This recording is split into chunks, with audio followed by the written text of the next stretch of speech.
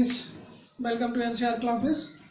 तो जो आज का हमारा क्वेश्चन है वो ट्रिपल इंटीग्रल का एग्जांपल 3 है। ये कुछ ऐसा दिया हुआ है।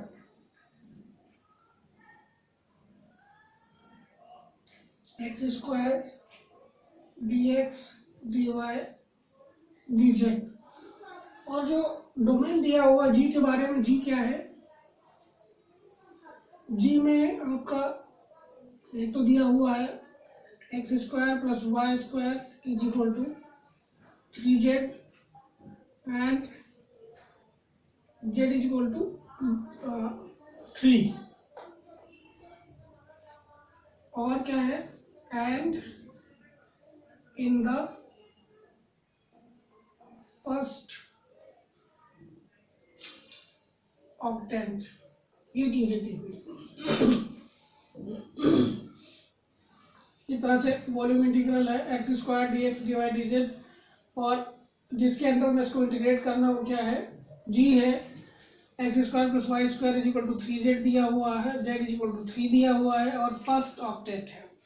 तो फर्स्ट ऑक्टेंट से शुरू करते हैं। इसका मतलब क्या हुआ कि x is greater or equal to 0, y is greater or equal to 0, और z इज ग्रेटर, मतलब x y z की जो भी वैल्यू होगी वो पॉजिटिव वैल्यू हमें लेनी है।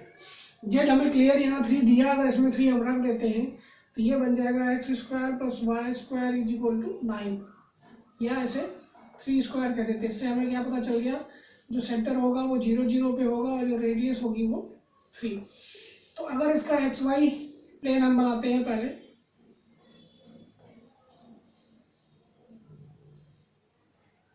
एक्स एक्स डैश वाई और वाई डैश। अब जैसी रेडियस है उसके हिसाब से कुछ ऐसा फिगर बनना चाहिए। ये आपका 3 0 हो गया, 0 3। तो हमारी रीजन जो होनी चाहिए ये वाली होनी चाहिए।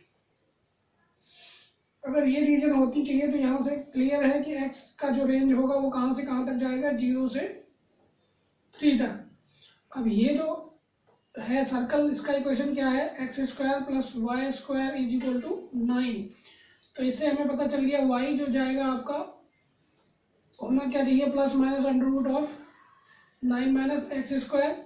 लेकिन हमें सिर्फ क्या प्लस लेना है, तो हमारी एक ही हो जाएगी। इसका मतलब y जो जाएगी कहाँ से तक, कहाँ तक जाएगी, 0 to under root of 9 minus x square. और z ऑलरेडी दिया हुआ है, z कहाँ से कहाँ तक होगा, 0 से 3 तक।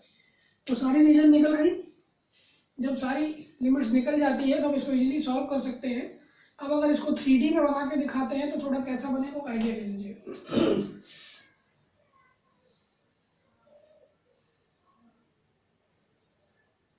ये y है, ये x है और ये z है।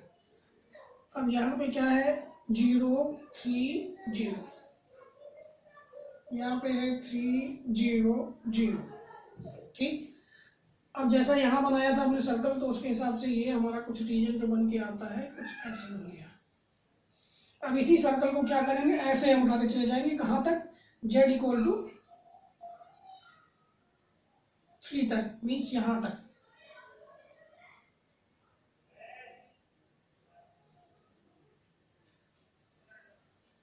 ये बन गया। ये एक जो एक तरह से क्या है, सिलेंडर है ये, जो एक्स वाई पे बना हुआ है, और इसको ऐसे जेड पे 3 तक उठाते चले गए। इसीलिए एक्स क्या हो गया, 0 से 3 तक हो गया, वाई हो गया 0 टू 9 माइनस एक्स स्क्वायर तक, और जेड हो गया 0 से 3 तक। ये हो गया, ठीक है। जब ये समझ में आ जाता है तो हम यहाँ वैल्यू रख के इसे आगे बढ़ाते हैं। ये बन जाएगा, ये हो गया, इंटीग्रल लगा दिया हमने। अब जैसा बना हुआ जेड का क्या है, 0 टू 3, वाई का क्या है, 0 टू आपका 9 माइनस एक्स स्क्वायर, और एक्स का है 0 से 3, x square d x d y d z, ये दिया हुआ। ये चीज़ें हमने निकाल दी। अब जब ये चीज़ें निकल जाती हैं तो उनकी हमें जरूरत नहीं है। अब यहाँ देखने वाली बात है, अगर हम x से करते हैं तो ये तो कांस्टेंट बन जाएगा, लेकिन y के साथ हमें फिर से x आ जाएगा, और x का z में इंटीग्रल निकालने का कोई फायदा नहीं है। इसलिए सबसे पहले हम z पे निकालेंगे। तो इसको रीअरेंज कर लेते हैं। यहाँ डी जेड लिख देते हैं और यहाँ आपका डी एक्स डी वाई ऐसे। अब जब इसका जेड से करेंगे तो एक्स जेड होगा, ये बन गया आपका integral of 0 to 3 integral of 0 to under root of 9 minus x square, और यहाँ आपका एक्स स्क्वायर जेड हो जाएगा, लिमिट है 0 से 3 तक डी एक्स डी वाई। तो ये 3z बन जाएगा। 3 हम यहाँ से z की वैल्यू 3 आ जाएगी तो 3x बन जाएगा, तो हम 3 को बाहर निकाल देते हैं। Is equal to 3 integral of 0 to 3 integral of 0 to 9 minus x square और आपका डी एक्स डी वाई। अब यहाँ पे भी ये x की लिमिट तो हो नहीं सकती, y की है, इसलिए y पहले लिख देते हैं और x को बाद में लिख देंगे, और यहाँ पे ऐसा कर देते हैं। तो यहाँ से सिंपली क्या बन जाएगा 3 इंटीग्रल ऑफ 0 to 3 और यहाँ बन जाएगा आपका एक्स स्क्वायर, हमने यहाँ पे 3x स्क्वायर था ना, तो यहाँ पे एक्स स्क्वायर भी होगा और यहाँ पे भी आपका एक्स स्क्वायर होगा, और इसका क्या आ गया y 0 to under root of 9 minus x square dx, ये रह गया। ठीक है, अब यहाँ पे इसकी वैल्यू रख देंगे, तो ये कुल मिला के क्या बन गया 3 integral of 0 to 3 x square under root 9 minus x square dx, ऐसा बन गया। ठीक है, जब ये बन जाता है तो इसको आगे सॉल्व करते हैं।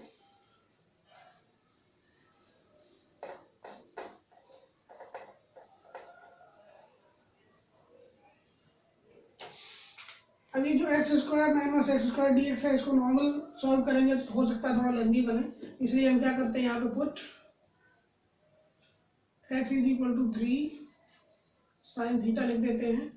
तो डी एक्स आपका हो जाएगा 3 cos theta D theta. Limit की बात करते हैं, जब x इज इक्वल टू 0 होगा तो यहाँ से क्या बन जाएगा 0 is equal to 3 sine theta implies that theta is equal to 0। x 0 पे थीटा क्या हो जाएगा 0, और x इज इक्वल टू जब 3 रखेंगे तो 3 is equal to 3 sine theta, तो sine theta is equal to 1, तो थीटा आपका क्या हो गया π/2। तो लिमिट आपकी जो आ जाएगी 3 को अंदर कर लेते हैं, तो 0 to π/2 3 इंटू 3 साइन थीटा का होल स्क्वायर और under root of 9 minus 9 sine square theta into d x क्या हो जाएगा 3 कॉस थीटा डी थीटा, ये हो गया। ठीक है, जब ये बन जाता है, अब यहाँ से 9 यहाँ से 3 यहाँ से भी 3, तो ये कुल बन गया, कुल मिला के बन गया आपका 3 इंटू 9 इंटू 3 और यहाँ से भी 3 इंटीग्रल ऑफ 0 to π/2। यहाँ से साइन स्क्वायर, यहाँ से 1 माइनस साइन स्क्वायर क्या बन जाएगा साइन स्क्वायर थीटा इंटू यहाँ पे हो जाएगा cos square theta into cos theta D theta. तो ये बन गया आपका 243 integral of 0 to π/2 sine square theta into cos square theta D theta. जब ऐसा बन जाता है तो हम गामा फंक्शन यूज कर लेते हैं, जो क्या कहता है, अगर integral of 0 to π/2 sine power N X cos power sine power M X cos power N X D X है, तो ये बन जाता है आपका gamma m plus 1/2 gamma n plus 1/2 by gamma m plus n plus 2/2 रख देते हैं यहाँ पे 243 गामा 2 प्लस 1/2 गामा 2 प्लस 1/2 और गामा 2 प्लस 2/2 ये हो गया। अब ये हो जाएगा 3/2, ये 3/2 और ये 6/2 भी 3, तो यहाँ से आपका बन गया 243 into gamma 3/2 gamma 3/2 by gamma 3। ठीक है, ये बन गया। अब इसको आगे बढ़ा लेते हैं।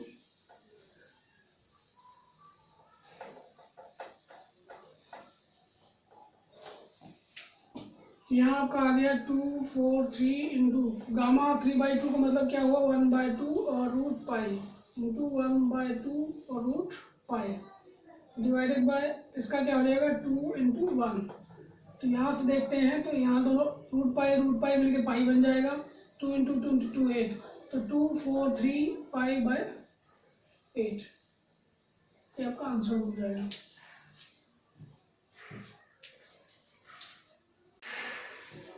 हाँ जी, तो ये आपका जो एग्जाम्पल नंबर 4 है, ये है ट्रिपल इंटीग्रल है किस पे x²/4 plus y²/9 plus z²/16 dx dy dz, और r का रीजन क्या है, एलिप्सॉइड है। तो जब एलिप्सॉइड का रीजन होता है इसका मतलब फार्मूला क्या है इसका, standard x²/4 plus y²/9 plus z²/16 is less or equal to 9। इसमें कंडीशन क्या होगी, x is greater or equal to 0, y is greater or equal to 0 and z is greater or equal to 0। साथ में x plus y plus z जो होगा वो less or equal to 9, ये होगा। अब इसमें हमें थोड़ा सा अजम्पशन लेना पड़ेगा इसको सॉल्व करने के लिए। तो let x²/4 is equal to u, तो x इज इक्वल टू क्या हो जाएगा 2√u, implies that dx is equal to क्या हो जाएगा 1/√u। इसी तरीके से y²/9 is equal to v, तो इम्प्लाइज दैट आपका क्या हो जाएगा y is equal to 3√v, तो dy इज इक्वल टू क्या हो जाएगा 3/2√3। अब z की बात कर लेते हैं, z²/16 is equal to w, implies that z is equal to 4√w, implies that dz is equal to आपका क्या हो जाएगा 4/2√w is equal to 2/√w। ये चीजें आ गई, जब आ जाती है तो इस पे हम वैल्यू रख देते हैं। इंटीग्रल ऑफ, अब x² दिस यहाँ पे क्या दिया हुआ ये, तो इन सब की वैल्यू को हमें चेंज करने की जरूरत नहीं। यहाँ पे हम क्या पुट कर सकते हैं 9 पुट कर सकते हैं। तो 9 इंटू dx की जगह पे हम क्या रखेंगे 1/√u, dy की जगह पे क्या रखेंगे 3/2√v into 2/√w du dv dw। अब यहाँ पे जो हमने dx लिखा है इंटू du, यहाँ पे du भी है, यहाँ पे dv और यहाँ पे dw, ये हो गया। अब इसको देख लेते हैं, ये इससे कट जाएगा। यहाँ आपका 9 इंटू 3 27 आ गया, 27, और आपका u की पावर -1/2, b की पावर -1/2 और w power -1/2 tu tv dw। अब जब यहाँ पे u v w में आ गया तो यहाँ का भी कंडीशन चेंज होगा। क्या होगा, इसको हटा देते हैं, जैसे ये था ऐसे ही जब u v w में कन्वर्ट हो जाएगा तो यहाँ पे भी ऐसा हो जाएगा कि u is greater or equal to 0, v is greater or equal to 0 और w is greater or equal to 0 and u plus v plus w is less or equal to 9। नए वेरिएबल में भी वही कंडीशन रहेगा। अब ये जो चीजें हैं इसके लिए हमारा जो डिरिचलेट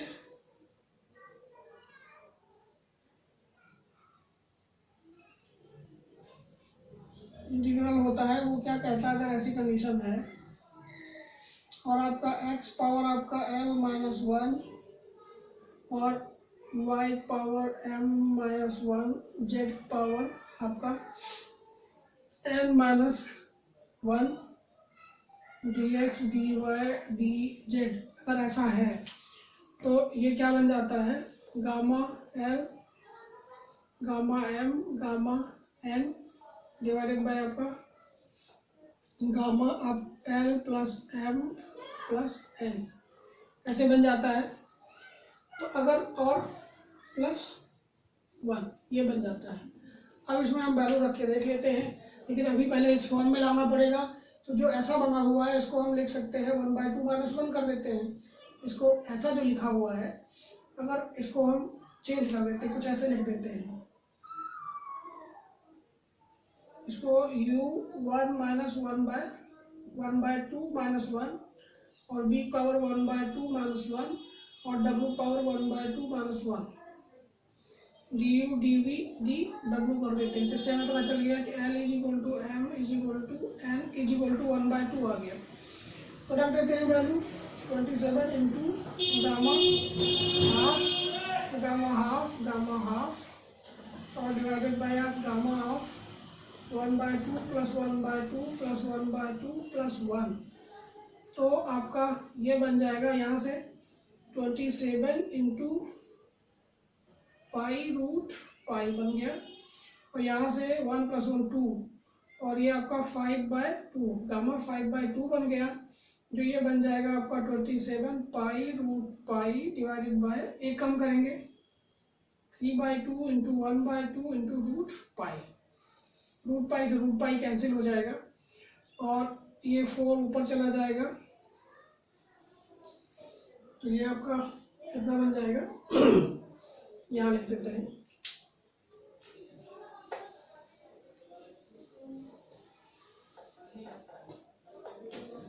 ये आपका हो गया 27 पाई बाय 1 डिवाइडेड बाय आपका 3/4, ये ऊपर चला गया। तो 4 into 27 pi divided by 3 is equal to 36 pi, ये आपका आंसर आ जाएगा। Thank you guys.